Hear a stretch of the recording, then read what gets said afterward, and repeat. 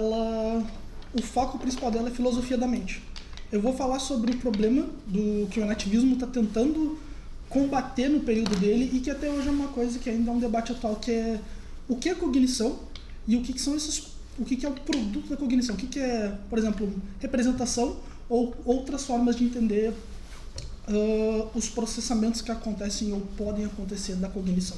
Mas para isso eu vou tentar começar falando de um conceito que como que a cognição opera e falando principalmente o que a gente normalmente entende o que é a tal da cognição.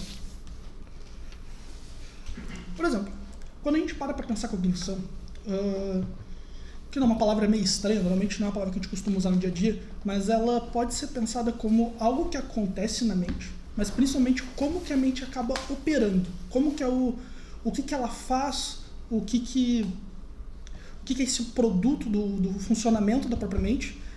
E normalmente nós temos a tendência a pensar que esse produto, esse funcionamento, esse processamento, ele é por questão de informação. Tipo, na questão perceptual, que é o caso que eu vou tentar meter, porque a cognição é uma coisa muito ampla. Por exemplo, a questão de perceber coisas no ambiente. A gente normalmente tende a pensar que a gente está processando informações. Tipo, esqueci até o nome do bagulho. A água que nós estamos usando aqui, nós tendemos a pensar de alguma maneira que quando nós vamos processar os objetos, eles vêm para algum lugar, tem esse processamento, e daí nós temos a visão, por exemplo, no caso da percepção visual. A percepção auditiva, a mesma coisa, todo mundo agora deve estar ouvindo provavelmente algum barulhinho no fundo, todas essas coisas elas seriam um processamento de informações. Alguns exemplos que eu botei aqui para pensar: calcular, lembrar de coisas, resolver algum problema, ter foco em algo e até mesmo o uso da linguagem. Algumas dessas formas são mais complexas do que a percepção, que é o que eu vou acabar ficando aqui para comentar. Então, sobre o debate da cognição dos últimos anos, a definição de cognição que eu trouxe aqui é a definição que normalmente é usada nos anos 50 para cima.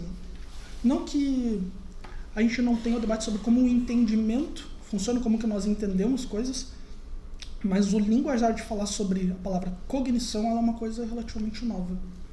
E os cognitivistas que estão tentando responder como que a cognição funciona no período deles, eles partem da tese, do qual eu vou acabar explicando um pouquinho depois, que é a cognição, ela depende de representações. Vou explicar um pouquinho melhor depois. O que eu vou tentar rebater, que vai ser a tese da mente corporificada, o Embodied Mind, é que tu não precisa de representações para falar sobre o funcionamento da cognição. Esse é o ponto que eu vou tentar tratar aqui, mas para isso eu vou ter que explicar o que esses cognitivistas estavam minimamente entendendo como representação, que seria, vamos dizer assim, o produto que acaba saindo dos processos cognitivos.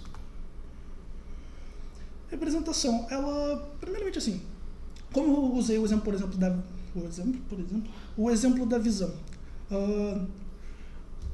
Pegando aqui nosso exemplo da água que tem aqui, a garrafa de água, quando nós percebemos ela, nós temos um aparato cognitivo, nós recebemos um estímulo sensório de alguma coisa, por exemplo, no caso da visão, processo, que seria a cognição, e aí nós temos uma resposta que é a visão. Essa é a definição mais básica para falar sobre a percepção que nós temos do mundo, usando todos os outros exemplos de sentidos que nós temos. Cognição nesse sentido seria computar informação. Computar, numa simplificação, seria tu trabalha com as informações que são dadas de alguma maneira, categorizando elas e processando elas. Uma simplificação, obviamente. Nesse sentido de representação, a percepção ela não é direta. A percepção é quase como se a gente estivesse não vendo o mundo como ele é, mas um espelho do mundo. O mundo, toda vez que nós temos uma concepção do mundo ou de qualquer outra coisa que nós temos, até de um certo aspecto, até dos nossos estados emotivos, eles são representados. Eles sempre são. É uma percepção, no caso da percepção visual, percepção auditiva, é indireta. Nós não temos contato com as coisas que realmente estão acontecendo. Sempre passa pelo aparato cognitivo e representa. Um exemplo que eu vou botar aqui, para ficar um pouco mais visível o que eu estou querendo dizer, imagine, por exemplo, um ambiente. qualquer ambiente, qualquer forma de ambiente, o que nós estamos aqui, por exemplo, tem um sujeito que ele está nesse mundo, de alguma maneira ele percebe esse mundo, tem um estímulo que acontece, processa informação, e no processar essa informação ele monta uma imagem do mundo, como o mundo funciona, ou objetos, na questão da atenção em objetos, ou mesmo até do funcionamento da linguagem. Todas essas coisas seriam representações das coisas como elas são. Mas quais são os problemas disso? Eu não queria me ater muito tempo no problema, sim, porque senão viraria uma apresentação sobre o que é uma representação. Mas a ideia aqui é só mostrar como tem outras formas de entender. O problema disso, da questão da representação, é que cria um muro gigantesco entre como a mente opera, essas operações dela, e como o mundo funciona. Questões como que o mundo acaba ganhando sentido. Por exemplo, como que esses processamentos de informação entre estímulos e resposta, como que eles ganham significado? O que é esse conteúdo que acontece ali? É um problema um pouco difícil de resolver, principalmente porque quando nós paramos para pensar a relação que a cognição deveria ter, alguma coisa deveria processar essa cognição. E aí a gente cai num problema do homúnculo, que teria que ter alguma coisa para entender ou ver o processamento dessa coisa acontecendo para de alguma maneira até poder controlar esses processamentos, ou entrada ou saída de informações. E aí essa coisa teria que ter outra coisa para fazer. Acabaria fazendo um loop infinito. Esse é um dos problemas que pode acabar caindo. Outro deles é o ceticismo do mundo exterior, que é, será que o mundo realmente ele existe? Será que os meus sentidos estão coerentes com o que eu estou percebendo? São problemas que o ceticismo, de certa forma, meio que abarca questões até para problematizar essa concepção de mundo que a representação abre espaço. Já o paradigma nativista, para falar sobre a questão da cognição, usando como exemplo o caso percepção. A cognição no nativismo ela não é uma coisa que acontece em algum lugar. Não é, por exemplo, assim, na questão da representação. Na representação nós temos a noção de que a representação tem que acontecer em algum lugar do sujeito que está representando, que poderia ser concebido como a mente que está no cérebro, se quiser botar uma tese de comparação entre mente e cérebro. No nativismo, a cognição não acontece em algum lugar. Ela é uma coisa que emerge da relação do organismo que vai estar em algum ambiente. Essa relação que o organismo vai ter com o ambiente que vai fazer com que um mundo de significados vai acabar emergindo. Que a própria percepção ela vai acabar sendo essa relação. Eu posso até trazer alguns exemplos depois sobre coisas como cores e coisas do gênero, mas esse é o resumo. As cores, por exemplo, não estariam no mundo, não estariam necessariamente na cabeça da pessoa, seria uma coisa que vai emergir da relação entre os dois. É uma tentativa também de superar essa dicotomia que acontece entre a mente de um sujeito e o mundo, que poderia ser, na concepção de uma representação, um mundo que é dado que tem que ser representado de alguma maneira. Nesse sentido, para o nativismo, perceber não é só simplesmente ser um agente passivo das coisas que acontecem. Perceber é uma forma de agir, principalmente porque a mente, a forma como ela é constituída, no nativismo não é simplesmente ela estar num lugar, ela processa informações. A mente ela é corporificada. Isso quer dizer que a própria forma como o indivíduo vai interagindo no ambiente, o organismo vai interagindo no ambiente, dada a questão de que o nativismo é uma tese mais ampla, muda a relação. E o próprio ambiente, como ele vai aparecendo para o indivíduo, muda também a possibilidade daquela mente interagir. É um acoplamento que um tem no outro. E a questão das habilidades que podem ser adquiridas com o histórico de acoplamento do organismo no ambiente, vai fazer emergir, como eu vou dizer, todo um mundo de significados para aquele organismo. O melhor exemplo que eu posso dar, tirando aquela imagem de tem um mundo com muitos dados brutos, do qual tem que ser absorvido de alguma maneira, processado por algum lugar na mente do sujeito, é que o corpo ele já está no ambiente, ele já está interagindo com o ambiente, e ele já está se tornando alguma coisa e sendo moldado e moldando o ambiente nessa relação de acoplamento. Um exemplo que eu consigo dar para pensar que perceber, agir, é o clássico exemplo do ônibus, pessoal. Pô, quem está no ônibus não está processando um monte de informação, quando o ônibus está balançando muito, tem que ficar segurando no ônibus, sabe? Ninguém está pensando, ninguém tem uma física implícita dentro da cabeça e fica processando um milhão de informações do movimento do ônibus para mais ou menos entender o ângulo que tem que ficar se movendo quando o ônibus está mexendo muito. A gente não funciona assim. Normalmente os pequenos ajustes que a gente vai tendo no sensório motor é simplesmente porque a gente vai notando que o corpo precisa se ajustar para poder minimamente manter o seu nível com o ônibus para simplesmente não ser jogado para o lado. Isso é uma coisa que isso é um processo cognitivo. De certa forma já tem relação com perceber o mundo à sua volta. Esse é o ponto. Dá para trazer um exemplo, por exemplo, um goleiro jogando futebol. Sabe, quando um goleiro está jogando futebol, ele não fica processando informações do movimento da bola quando um atacante chuta a bola. Ele simplesmente vê que a bola está se movendo na direção dele e a cada momento que vai passando, ele vê que ela está ocupando um espaço maior no campo de visão dele.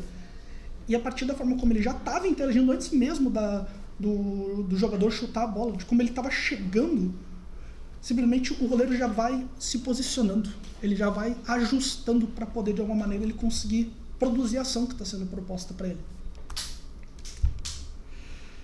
Como eu citei, o mundo ele não é mais só simplesmente uma coisa dura, engessada. O mundo ele acaba se tornando produção de sentido, que acaba acontecendo na relação que o corpo, o organismo que tem o corpo, vai tendo com esse ambiente que ele está. A cognição aqui ela não é, e friso, ela não é uma coisa que está acontecendo em algum lugar. Ela é uma relação entre coisas, é uma relação entre o organismo e o ambiente. Deixa eu ver o que mais. O mundo, como eu já citei, ele não vai acabar sendo um reflexo de uma mente do qual está processando informações. E isso não é necessariamente uma negação de que a gente tenha certos processos cognitivos que são complexos de explicar além da questão perceptual, mas que a representação não é necessária para explicar processos cognitivos. E, além disso, a cognição ela tem ela acaba também, nesse mundo de significados que acaba emergindo, ela transparece o que é necessário ou não para o organismo. Certas coisas vão ganhando relevância a partir de tipos de organismos diferentes. Por exemplo, para mim, que estou com sede, provavelmente isso daqui não é só simplesmente H2O, é uma coisa que pode matar minha sede. Essa é a questão do mundo que vai ganhando significados à nossa volta. Por exemplo, se eu estou andando aqui pelo vale, eu vejo um monte de árvores, coisas são só árvores. Se eu estou andando com uma pessoa que, por exemplo, tem um pouco de noção de que alguns objetos que estão ali naquele mundo são alimento, tem uma grande chance de eu acabar comendo amora. Sabe? Perceber é agir. Perceber é estar no mundo de alguma maneira e emergir essa relação com o mundo de significados. Uma última coisa só para fazer uma leve retomada. Como eu expliquei, tem essas duas separações entre paradigmas. A ideia do nativismo é de uma forma conseguir dar essa resposta para o paradigma da representação. Enfim, a questão de algumas características como a mente, como eu expliquei, ela não é o mundo como ele mesmo, ele é um espelho do mundo.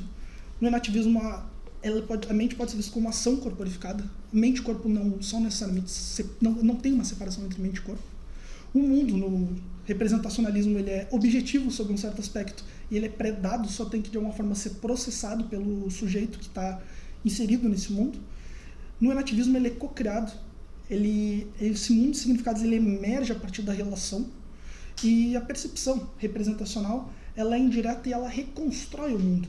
Enquanto isso, no nativismo ela tem uma tendência a ser ativa e constitutiva, ela constrói. A princípio, pessoal, é isso, minha apresentação. Esse meu trabalho, que eu estou fazendo, eu tenho 1 mês e meio que eu estou na iniciação científica com o professor Eros. Então, isso é simplesmente uma introdução que eu pensei em fazer para começar a falar um pouco sobre o tópico. E principalmente, como eu já estou no início, então eu preferi, ao invés de aprofundar numa coisa muito específica, literalmente tratar do problema inicial. A princípio é isso, pessoal. Essa é a minha apresentação. Obrigado.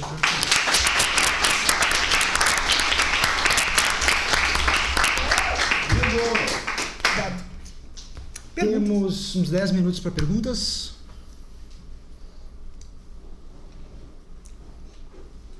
Perguntas. Obrigado, Jean. Desculpa ter chegado atrasado um pouquinho.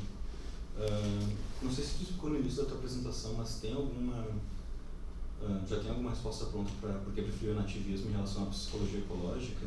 Porque tu falou bastante de ambiente, me parece que a ênfase no ambiente, justamente isso seria a vantagem da ecologia psicológica em relação ao nativismo. Eu pessoalmente, acho que o nativismo existe mais em a gente, às vezes. Eu acho que te obriga para uma concepção de sujeito que, em alguma medida, vai ser indesejável, né? Dependendo do tipo de interação que tem com o ambiente, parece que tem uma maleabilidade de agência que, né, pode ser problemática no nativismo.